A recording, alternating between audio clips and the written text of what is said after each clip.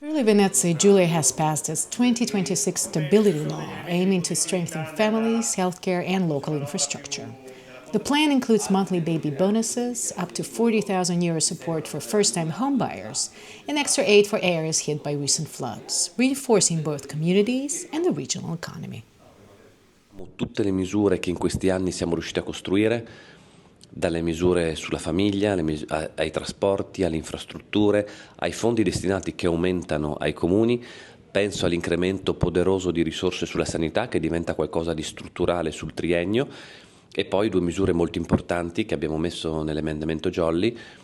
Una sono i 30 milioni che si sommano ai 5 già destinati per le aree colpite dall'alluvione e quindi supportare famiglie, cittadini e imprese, dall'altro